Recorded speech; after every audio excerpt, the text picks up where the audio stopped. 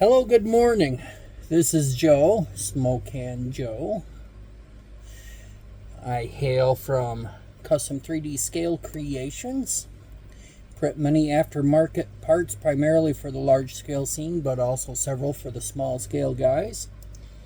As my introduction had said, I try to pride myself in as good of a quality and as close to 1:1 realism as I can. I will be doing a series on my 63 Corvette gasser in 8 scale, as well as a garage diorama.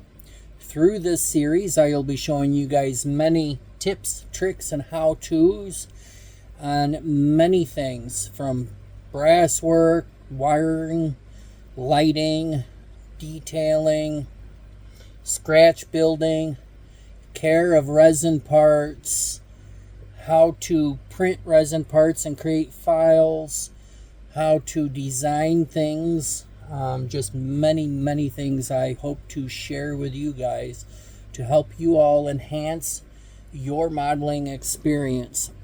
This will be on an 8 scale project, but this will also likely be able to be transferred over to all the small scale guys. It's just general knowledge. It is a how I do things. Might not be the same way that others like to do. May or may not be the proper way, but this is how I do things. And today I'll be showing how to clean up resin 3D printed parts and how to jig a chassis and assemble it in a straight manner. This 3D printed chassis I designed in Alabri, as close as I think I can get to fitting both the body and the engine I wish to use, which will be a 427 motor. This is only to help me with the design and the fitment and how to set up suspension parts. Ultimately, I will be doing a brass chassis for this and soldering everything. So to start with jigging, I like to use a metal base plate and magnets. You can use any kind of magnets you wish to use. I kind of like these square ones because they give a nice edge. They're supposed to come with a metal piece on both sides, but many of these I took one side off. Some of these I've taken both sides off, so you can just have the magnet themselves.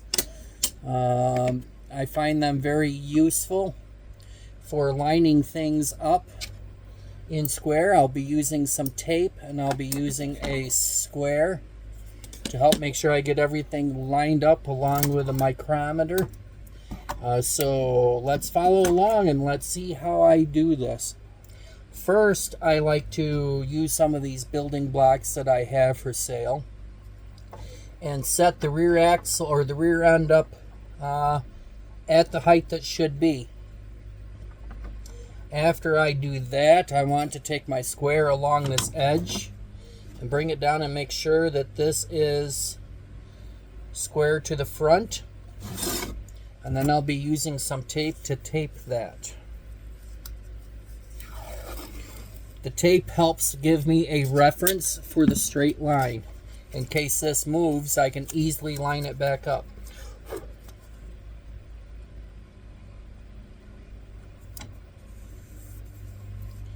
Just going to see, I just moved that, going to lay this down and double check that with a square. Make sure that I have that straight, which I do. So I'll rub that down in, make sure that's on tight. I will line this back up to that. Then I'm going to use another piece of tape to give me my straight edge here.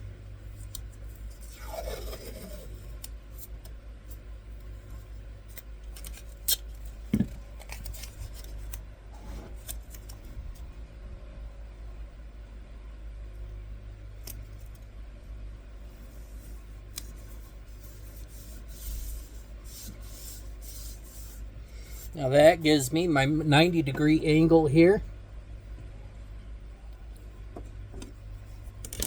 to start to build off of. Now, on building this chassis, I have two different lengths of rails. Short ones and long ones. The short ones will fit between the front and rear sub-assemblies. The long ones will fit on top of. So I need to measure the short one. This is where the micrometer comes into hand.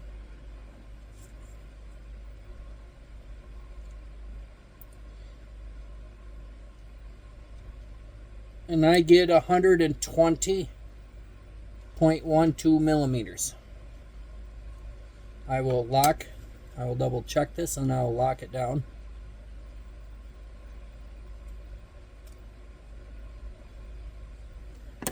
And I will use that to start setting up my next line.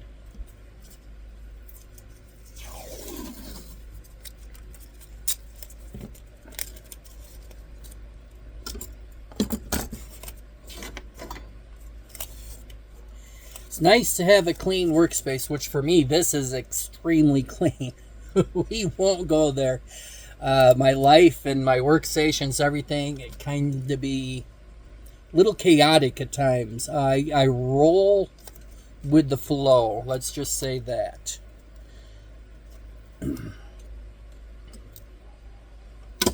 Never know what's going to happen around here. With all the adults and the children that come and go, things breaking, etc. You never know what's going to happen in a day. I could be in the middle of something and all of a sudden two more things happen. But it's nice to try to have a clean workspace to start with.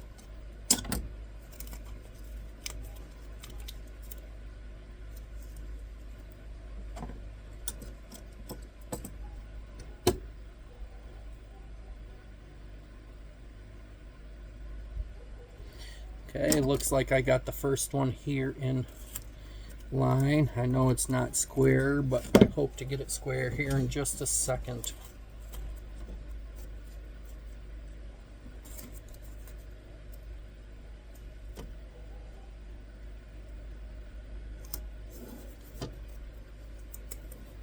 Now just to double check the other side of it.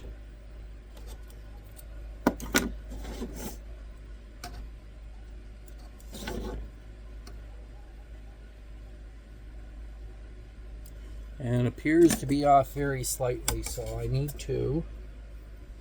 That one's good. This one is the one that is off.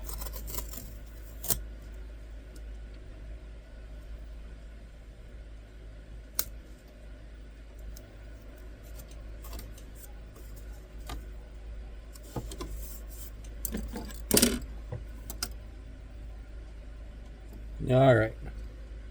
I have that squared. I'm going to rub that down in. Now to start with, we're going to do these inner rails because they're the short ones. So we're going to line this up.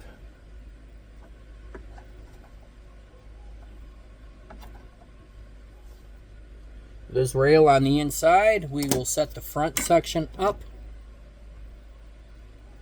Likewise as well.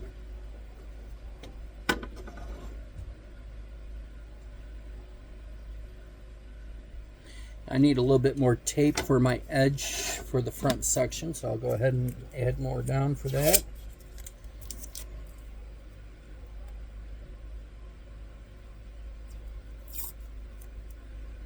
If the tape will cooperate.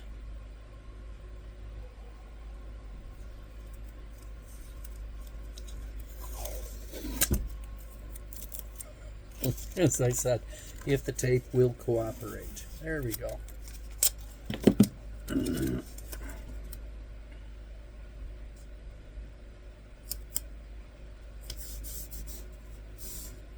Now I have that so I can set the front end up.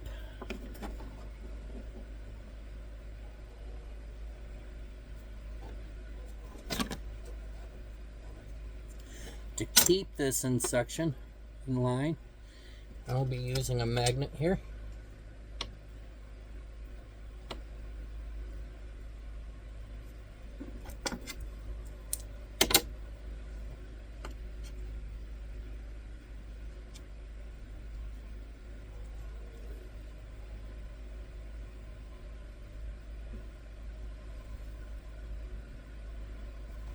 have to remember which side of the tape I will be doing this on.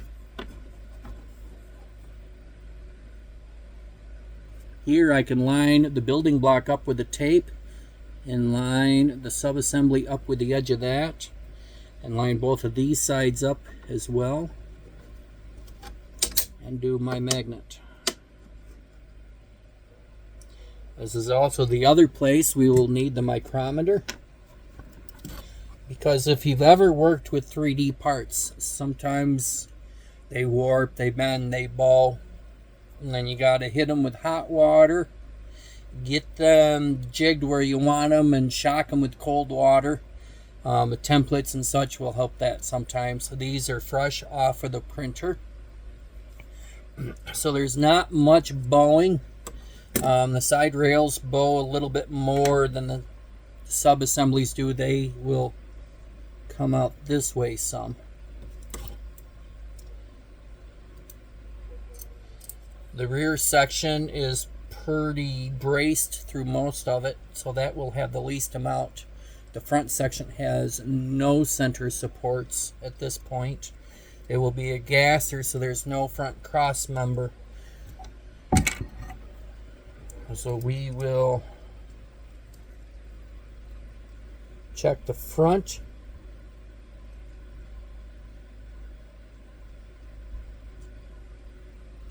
And make sure, check the rear, check the rear and get the front accordingly. And it was just maybe a 1/16 of an inch off.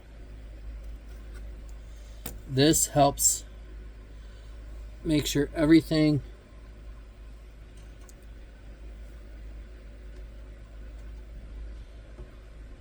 is jigged up in place.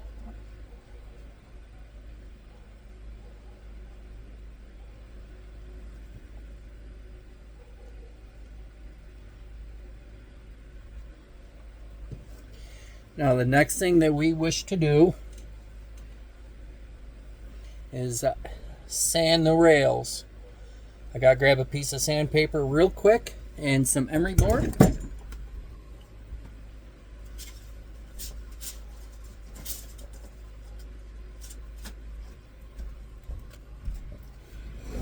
For sanding down the rough edge, I like to personally start with an 80 grit, something that's a little aggressive.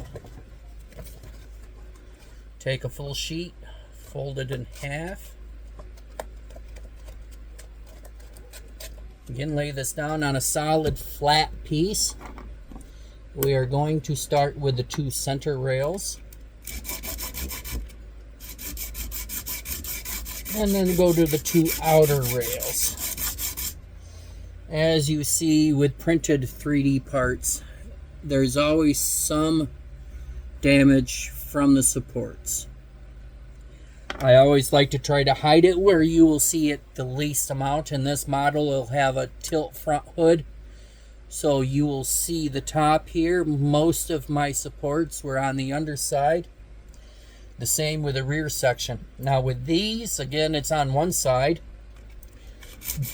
but because I will be putting a floorboard on this, I will be putting the supported section up where it'll get covered with the floorboard. That way, if you turn the model over, the bottom will be the clean part. That will cause me the least amount of prep work to do on the visible sections.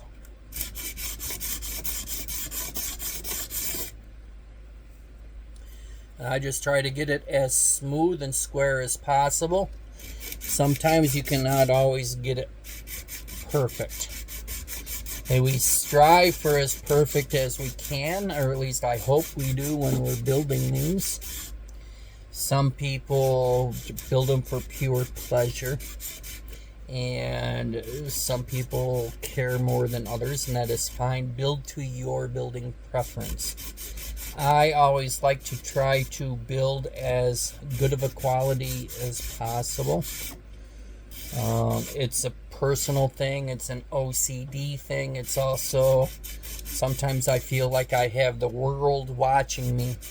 Owning a business for quality parts and owning the large-scale model group there is, and being a moderator in Model Car Madness, which is a very large group, and just being seen by people in many groups and eBay.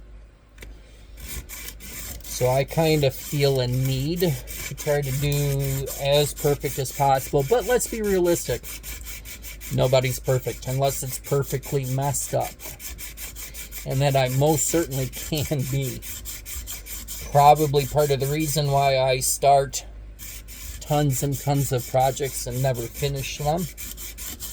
As I said, that is also part of my goal with this series, is to concentrate on one primary build, every step and aspect of it, to show you guys and to drive myself to actually finish another model. It has been probably about 15 years since the last model I've honestly finished. I love to design things. I love to create. I love things that are different. And that is part of my issue. Love to create. I create. And I keep getting this model idea, that model idea, this part idea, that part idea. So that is one of my many weaknesses, as you guys have probably seen in the last couple of years. We all have our own weaknesses. We all have things that we hate the most. For me, it is sanding. Especially if I do some sort of body work and I have to use dolphin glaze or something. I hate sanding. I love to assemble. I love to create. I enjoy detailing. I really enjoy painting. I love a good quality paint job. And when a paint job comes out really nice, I get tickled so pink. It is the sanding. If you guys want to comment to me and tell me what your weaknesses are, I would love to hear them. If you tell me what areas you guys struggle in and that you need help in, or that you need to learn things in, I can try to make sure I include that in my series. So I can try to help everyone out here. And I see as I'm doing this sanding that my little tripod for the camera is wiggling a little bit. I hope this is not affecting the video too much. If it does, I apologize. I am just starting out on this blog series, and I am starting with bare basics on equipment. As I go, I hope to be able to upgrade some of this equipment to produce better quality videos. Also, in the beginning, as I create content, I will not have a lot of content to start with, and my videos will be a little bit shorter. As I go and I take little video snippets of things here and there and I combine them, like with soldering brass and stuff, I hope to have longer and better content. My hope is to try to do a video once a week for you guys and keep you guys following along with this series, with this project, with this, let's call it an adventure. It's always an adventure when you build. You never know what might give you a little bit of a hassle. Sometimes we'll do a paint job using different paints that we've used forever. And all of a sudden, for whatever reason, one model, we just can't lay that paint job to save our lives. Sometimes we're used to using certain wires maybe, and for whatever reason they don't want to cooperate with us. Each build takes on its own personality, I feel, and each build may retaliate in a certain way, just like a child maybe. So I always find it fun on builds as we go through. Now we have seen how I sand these pieces. Another thing you can do if you don't have sandpaper, but you have these little nail emery boards, you can use these emery boards. I like to use these emery boards to prepare a surface, maybe. On these short ones, I need to rough up the ends just slightly, so it'll take the glue a little bit better. I always like to rough up the edges where I glue a little bit. On these shorter ones, it will be the ends. On the longer ones, it'll be the end at the bottom surface.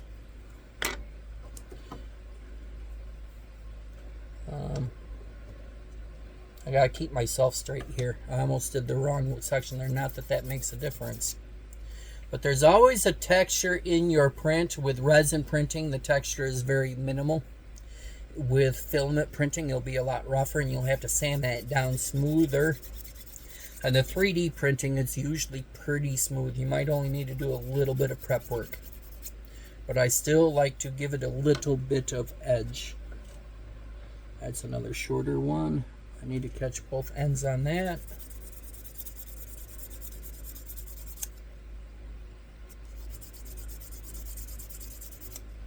The other one's another longer one, so I need to do this surface.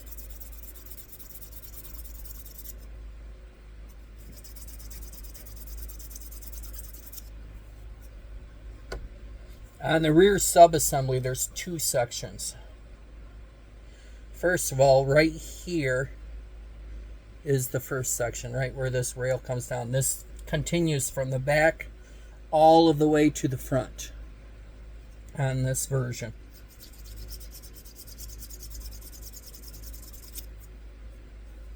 So I need to rough that section up a little bit. Try to make sure it's smooth. Sometimes when it prints, for whatever reason, you can see in my designs that everything is very square. And when I go to print these, they're on supports. And I try to use as many supports as possible to make sure they don't move. And sometimes they don't seem to move. But for some reason, as you'll see in here, it jets out a little bit. And it's not moved, a Z movement.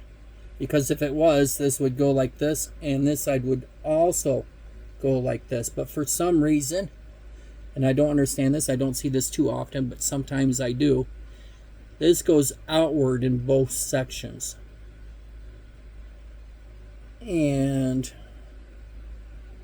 as weird as that may be, it does happen sometimes. Sometimes this way you'll be concave a little bit, and you might see that when you go to sand. You'll see here that when I sanded this side, you don't see that very much. When I sand this side, you see it a little bit more. So when you're sanding, especially a surface that you're gluing, you want to make sure that is as flat as possible. Now for the outer rails, we're going on the top here. So I'm just going to sand that up a little bit. And then we'll put this back down here. I'll line that back up in a second. On the front, it is going to be again in line with this here, and on the top edge on the outside.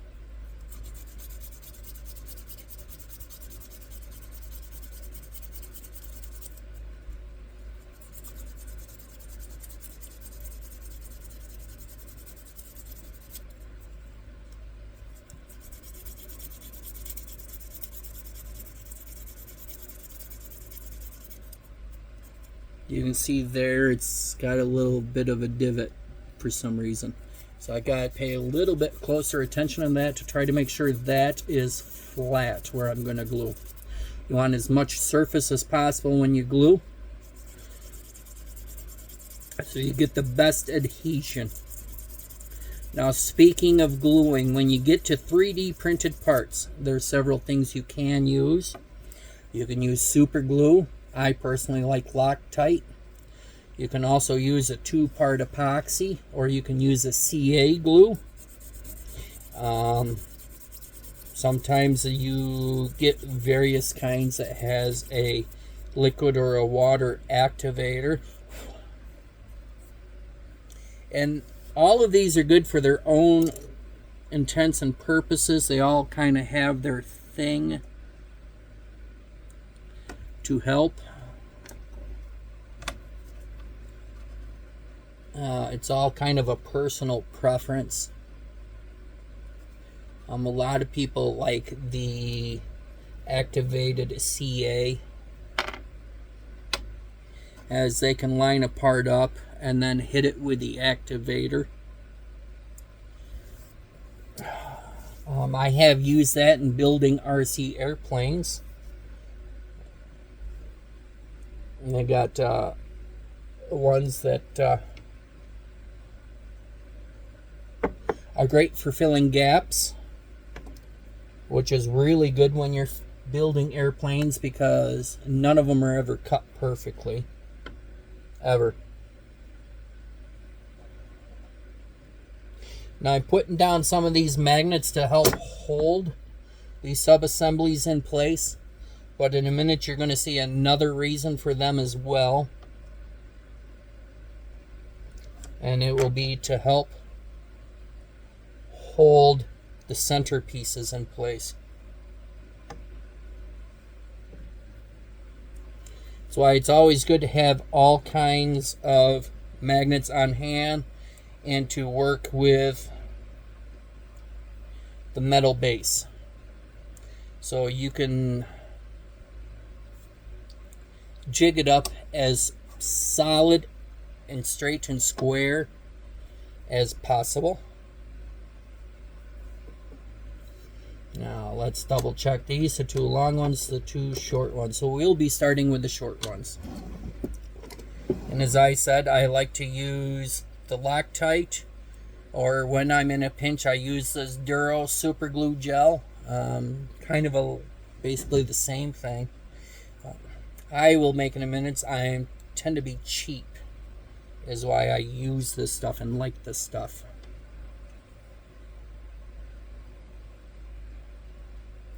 Now, got to be careful. Always double check yourself. If you see these rails here, I line this tape up. I just put this rear chassis on the wrong side of the tape. Part of the reason why I use the tape, because it's very easy to just move it and set it right back up really quick.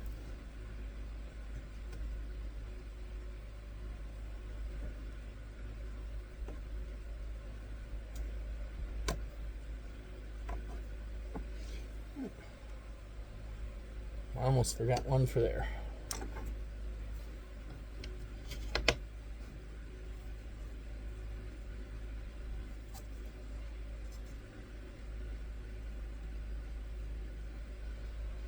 As you follow along with this, you'll see that I am by no means perfect. And we all make little mistakes. Sometimes we're not paying attention. Sometimes we're thinking about other things. Right now I'm thinking about how much I want some coffee. A little thirsty, a little parched with all the talking. A little plug here. Here's one of the printed merchandise that we can do. I have lots of official cups, mugs, tumblers, t-shirts, koozies, drink holders, what have you, that my daughter makes up for us. She's getting into photography. She had a back injury and cannot physically work very well. Doctor told her she should not be working at all, but she cannot get disability. Gotta love New York, gotta love healthcare, gotta love the government. So she's trying to do photography. She has a love of photography just like I do. I love not only photography but art. And it used to be drawing for me when I was younger. I love to draw. I don't draw very much anymore. This is my art form. But she's trying to do photography, and part of her niche on photography is being able to do special printed things like this. So that's a little shameless plug there for her. Drop by at any time if you want some merch, or if you want something special ordered, reach out to me. We can set you up. Now that I had my little breather and wet my whistle a little bit, let's move on again. I will, wherever I set the glue, open this up, and we will put a little dab on both ends here. And if ever in the videos you see me shake, sometimes I shake more, sometimes I don't shake very much. That, between my eyesight not being as good as it was and me having the shakes, part of the reason why I build a large scale now. And I find it much more challenging because we only have a couple of kits in large scale, as opposed to a small scale where you can get almost anything you want. So I really like the challenge of the large scale, modifying something to what I want that's not otherwise available.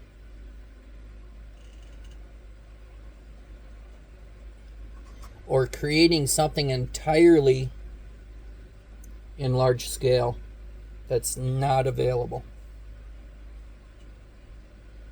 Now this is where these other magnets come into play, because I can put them up against the rear subassembly and bring them in together to help hold the rail where it needs to be held into place. And with a super glue, don't need very long to hold it.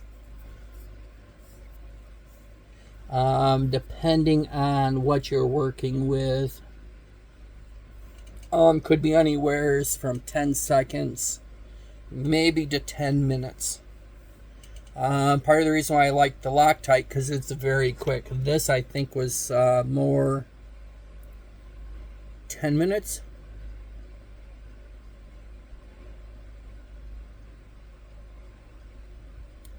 Bond skin in seconds. Otherwise, they don't say how long it takes for full cure.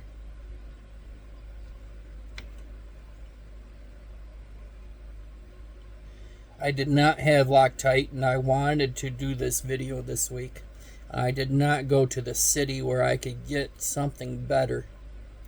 So I just ran to the local Dollar General and picked up some cheap crap that they had. And I'm making do with it. Sometimes we have to do those things, don't we? To me, the big city is an hour away where I could get the activated CA, which yes, I do like to use sometimes. Otherwise, I am close to a 40-minute ride to the little city where we have a Lowe's or a Walmart where I can get the Loctite. Now, as I do this, double check that we are lined up with the tape, that we are square as possible. To me, it seems like this back is slightly low, so I'm going to use a magnet to help raise it up some so I get a little bit better contact here.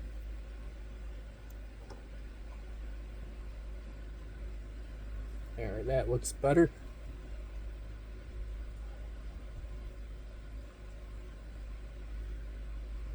It looks much better. Now you may get a gap in a section. Maybe you sanded it not as square as you were hoping, or what have you. You can always go back. This is where the gap filler with the activator helps. You can try to fill that little bit of gap in.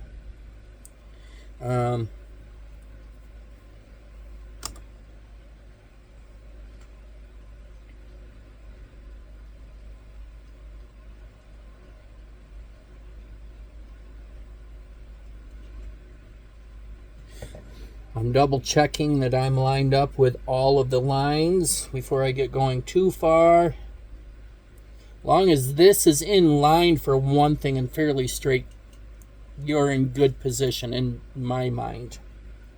Where it gets to be a little more critical, because you always get a little bit of warping or twisting you can work with when you're doing this, As soon as you glue together these outer pieces, it will hold it a lot straighter. So to me, I got a little bit of time to play with on this, help move it or something if I have to.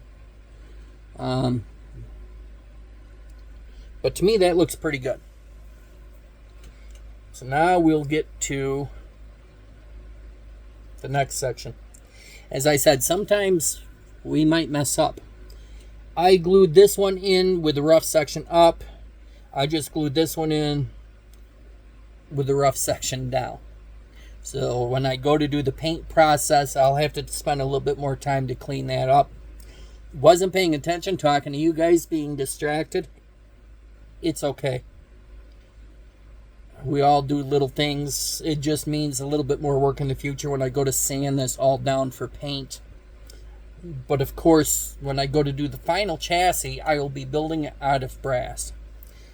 This chassis is already spoken for a special friend who is following along in this series and will also be building a similar Corvette. We have talked about this project, oh God, probably at least a year. He wants to do a gasser and a Pro Street.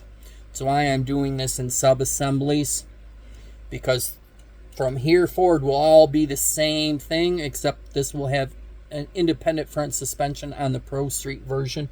On the rear section, this will be the same, but this will be much narrower. And I will probably take a quick video to show how to modify this or how to create a design as I make that chassis for him. I'll also be doing a chassis which will be more of a universal setup for the 55, 57 Chevys. I have a person wanting 2 of those. First, one for a gasser on a 55 Chevy and one for an altered wheelbase on a 55 Chevy, which I offer the 55 flip nose gasser body in 1/16 scale primarily because it's got the donor kit from AMT. I also now offer a altered wheelbase 55 that you can also use the same kit for donor parts. Not as many donor parts because the interior and the whole 9 yards will be much different on the altered. Both of those bodies were mastered and was originally hand resin casted by my friend Mike Powell. He has some great stuff, not just those, but a handyman special wagon that I offer.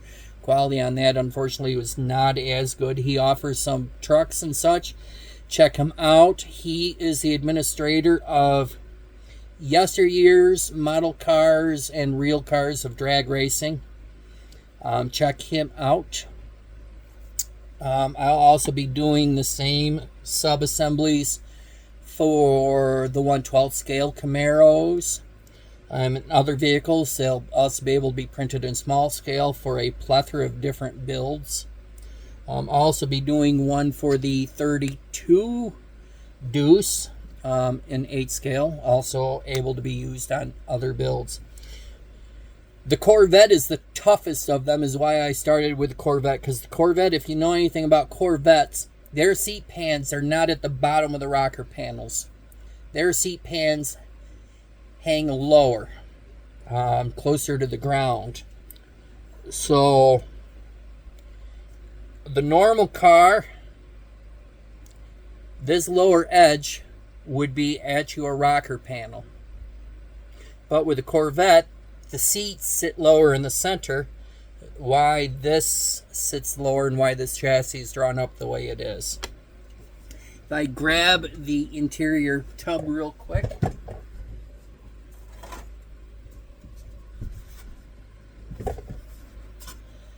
This line right here lines up with the rocker panel. This is what sits lower. Now, in the model, they have the seats here already, so you don't see where the seat pans would go.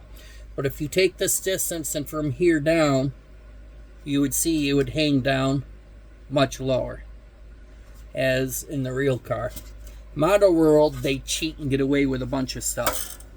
We won't go there. Some companies are a lot better at details and don't cheat as much. Other companies cheat a lot more. I get a little sad in large scale when you see a company that cheats a lot on realism and detail, because large scale you see everything. And maybe that's part of the reason why I enjoy large scale, because there's so much room for adding detail. Little bolts, brass hardware, which I'll be showing how to use some of that, etc. So that's why I started with this chassis, and we will be doing several versions very similar to this you'll see in the future and in my product line as I get them released. Really grateful to my customers that talk to me, say, hey, I would love to see this, and I'd be like, yeah, I'd like to build that too. I've had notions, other people have asked me, and then when I get time, I try to get to designing that. Sometimes some of these things take me a while, especially during the summertime. I am a single grandfather raising my grandson. He just turned 8 in July. Extreme ball of energy, and I am no spring chicken anymore. He keeps me going, especially in the summertime. Thankfully, I love bicycle riding and hiking and photography. So we do a lot of that in the summertime, some fishing, some canoeing and stuff. But the point is, man, he keeps me going. In the summertime, when school's out, I get very, very little accomplished. And a lot of outdoor projects, household projects I'm working on when the weather's warm. Working on my Toyota maybe, or working on my daughter's 90 Dodge pickup truck, trying to keep my 2001 Chevy running, which it's falling apart. This year I've had to put a new water heater in the house, putting in a brand new furnace at this point. This room right here did not exist this summer. It's upstairs in my attic. We have a full attic with about a 13-foot center peak. I created this room. It's approximately 16 by 20. I was in an 8 by 10 room for me and my build area. This gives me a lot more room. It's still kind of build section is small. You see this table. This is what I'm going to be using for my videos. But anyways, feel free to come to me, ask questions, tell me what you're looking for. I tend to build and create in a niche from typically the 50s on through the early 80s. I like gassers, altereds, both the early versions. I like early hot rods. Some new influence goes into my hot rods. I like them really dropped to low, where the frames are Z'd or C-notched. Big and little tires, usually white walls, or dirt track hot rod tires, something along that fashion. I love them chopped. So if it's something in my niche, probably more than likely it will end up in the lineup sooner or later if you come and ask me. If it's a modern, say 2020 Pro mod, unless I can find a file out there and print it up for you pretty easy, I'm probably not going to be interested in it. There are several other people like Nick at Flashpoint, Kevin Ellis at Frankie's Shop of Horrors in Canada. There's several people that fill these other niches in. I don't like to compete with other people too much. I mean, we always cross over a little bit. It's like Burger King and McDonald's. They cross over with fast food, hamburgers, and French fries. But like McDonald's has Happy Meals with toys for kids and stuff. Great fries. Burger King is more known for like their flame broiled hamburgers. Better example would be like McDonald's and Denny's. They both sell hamburgers, but they sell to different clientele. I have this niche I love, and that's what I primarily stick to. Other people have other niches. Some people, like Charles Estes of Texas 3D, he does primarily engines. Some tires and seats and such, but primarily engines. That's his niche. And I think that's great. That's how we get along. Some of us cross over a little bit. Some of us talk to each other, our friends, get along. I really enjoy the detail from Jameson Swim with swim kits with his Pontiac Trans Ams and stuff. phenomenal detail, absolutely phenomenal detail. So if you're looking for a trans kit for a 1/8 scale Trans Am, he's the man. I may be a poet and we both didn't know it, but he's the man. So again, this is my niche. If you come to me and say, hey, Joe, I want to do a gasser on a 32. Awesome. I already have a project in mind for a 32 gasser. I have several 32 gasser projects. One of them's a gasser, one of them's a lakester. One of them you'll probably see in this series will be a rail that has a 32 body on it. That'll be my other side build inside my garage diorama.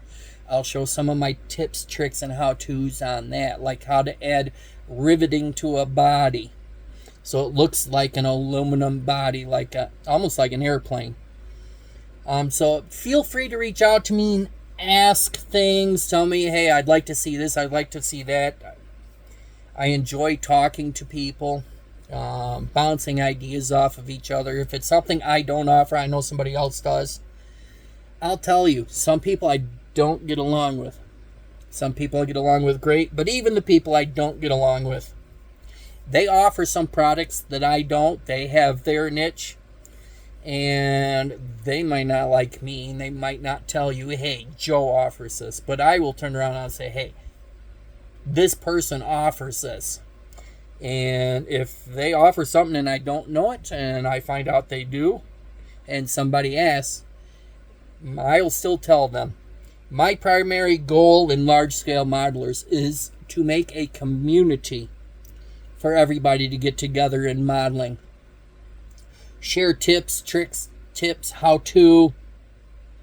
Share resources for getting things to build with. Share resources to get parts that aren't otherwise readily available out there, so that we can build the ultimate build in our mind that we dream to build.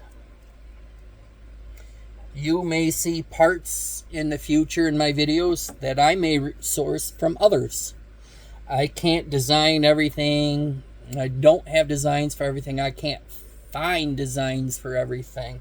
And we'll discuss that in the future when I talk about where to buy files or how to create files for printing. I'll give plugs for other people sometimes here and there for what they offer.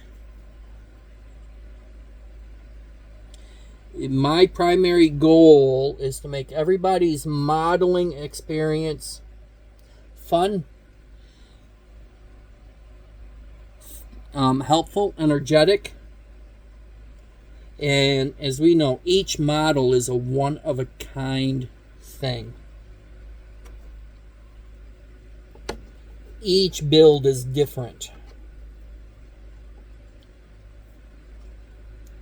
And I just want to help everybody grow in their experience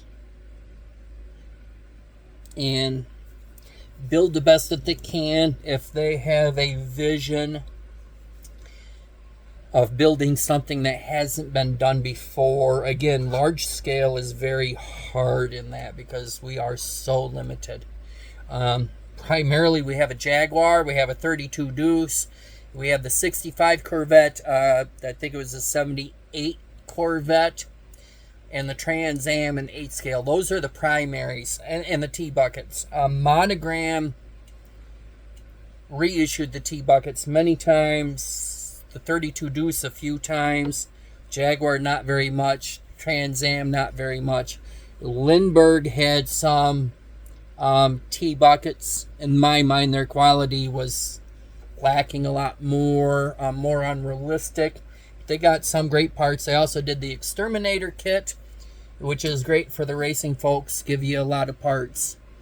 But that's mostly it in 8 scale. Very little to choose from. 125th scale, you guys got thousands of different models to choose from.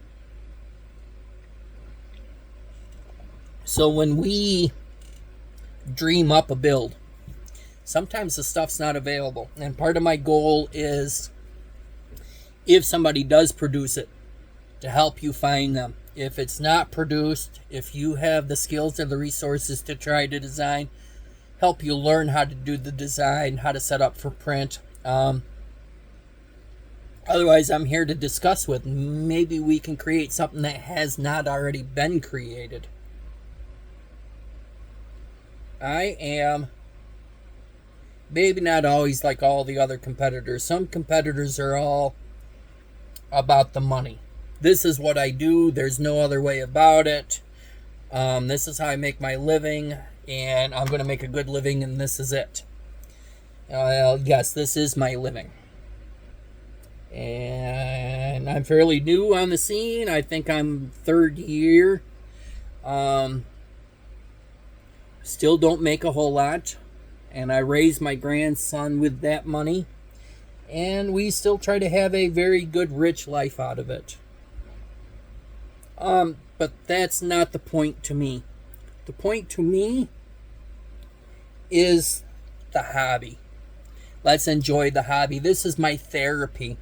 I've worked on models ever since I was probably about 10. I did walk away for a couple of years when I lived in the South, but I worked on models most of my life. And this is where I relax. This is what I enjoy doing. This is like a therapy to me. And it really benefits me that not only is this my therapy and my passion, but it's also my business, how I can make money. And I only hope to go forward in the future. So my goal for all of you is to help you with your hobby. Help you have fun with it. Help you learn new things. Just enjoy the overall experience altogether. Share it together. Find new friends. Talk to new people. We have other things we can talk about besides hobbies once we get to know each other, and that's always fun. One of my best friends, actually, I met before I started doing this endeavor of the business. We met online in a different group. He and I are both truck drivers, and we talked a lot driving over the road. He still drives truck. I had some issues and ended up losing my job, and I jumped both feet into this business. He was a super supporter of me.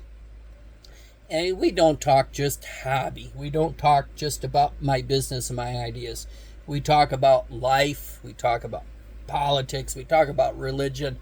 It's great being out there in the model world, meeting other people. You can make lifelong friends out of some of them, and I enjoy that aspect. So I hope to help strengthen that with some of you guys, help bring things to you guys in the future through my series. Now, that all being said, I have jigged this all up. I have glued this all together. Now it's time to take the magnets apart and see if there's any little spots I need to add a little bit more glue to, and double check how it fits on the body. I've test fitted this before without gluing an assembly, and I've had to revise the front section some. Originally I had this coming back further and then going down sooner, but I realized with some test fitting how far back this goes, and I had to try to get this where this little notch was back here and match up with this, so you can see how well that fits. I was warned about the fit of headers in here with a big block engine. This did fit in here pretty good, but it was snug, and I could have adjusted the headers slightly. It would not have been a big deal. But part of this design is inspired from the Corvette Cosmos Ray, I believe was the name of it. And their frame was stepped like this. Their engine is set back a little bit further, I think. Or at least it appears that way. I don't think it honestly is, but it appears that way. They have, as you see here, this whole long section. And your radiator support would come up here, but in Cosmic Ray, they have this section where their racing fuel tank goes, and I'll be doing the same thing on this. It is a little more modern gasser. It had a lot of old school vibes in it, but I'll be doing a lot more old school vibes on my build than they. But this allows more room on the headers here, so I dropped this down earlier to allow room for the headers, and still stepped up for the hood up here. Grabbing this chassis, you'll see that this fits down in here pretty well on here. This back section here sits on here pretty well. There's an extra area behind this in the body where this back section goes. Does not fit here though because of the center section. I will be actually scratch building a whole interior set. If you just wanted to modify yours, you could cut out this whole section here back to fit on here. And that's part of the reason why I had to adjust this some. So I had to tweak this. This is, I think, my third rendition, and I'm hoping this is the final rendition to this. So now let's see how it fits in the body as one piece. I'll flip it over, see if there's any other places I need to add a little bit of glue. I think I see a little bit of gap here in the front, so we'll flip that over now. And see, it seems to be glued up pretty good. It's holding up pretty good here. Hopefully I didn't get, I got a little bit of glue in here. You gotta be careful of that. Sometimes that happens. Grab a little X-Acto knife and just kind of run that underneath of here a little bit. Another good reason for using the metal is it's easier if you accidentally glue it to the surface to loosen it. And as I said, I thought I saw a little bit of gap in here, and there was. I'll just go back and fill that in a little bit to give it a little bit more strength. Typically, if I'm building, I would take a little bit more time to try to make sure these ends are squared up good. But my goal was to try to keep this to about an hour video. And we're almost to that mark right now. So I did not spend as much time to try to get this as perfect as possible on sanding the ends. We all know once we glue it, putty it, sand it down, primer it, sand it down, paint it, you're never going to know the difference. So to each their own. Now let's see how this fits with the body. Clean up some of this mess. Messy always happens no matter what I try to do.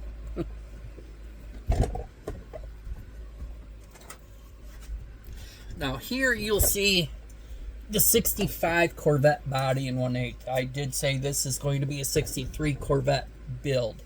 I will show you how to open up the doors and how to change this to a 63. You can see here, I already opened up one door as a test. I will do a video, probably the next video will be how to open up this part and clean up the edges. So stay tuned for the next video. So now let's do this test fit. I hope it's good. May have a little bit of difficulty trying to get this in here all the way because it goes in quite a bit in the front and the back, more in the back. I had the front taped down slightly. I may have to undo that tape to get this to fit. I may be lucky. I am lucky. Thankfully, I am lucky. Now, we'll move the front there, and we'll move the back here. And you will see that this back fits right up against this little tab where it's supposed to and out to the edge. So the back fits very nicely. Now for the front sits up against, you probably won't be able to see this, but I'll turn this to hopefully let you see that this front sits up against this section right here, and underneath here we will be covering a tilt mechanism later on this. So as you can see here, front to end, it fits very nicely. Now, once we get this where it belongs, this is a very snug fit here. But you'll see that these fit along the bottom of the rocker panels very nicely, just like I want. I did, however, which makes it a little bit harder to see, two of these joints came undone. So obviously I did not use enough glue or let it sit long enough. The fun of modeling. Sometimes we make little mistakes and we gotta go back through. Thankfully, this is an easy fix. And I will do that very quickly. I will do that off screen. No reason for you to see me do that. So thank you for following along with me from beginning to end of jigging up and gluing this chassis and test fitting it in the body. I look forward to sharing next week's installment with you.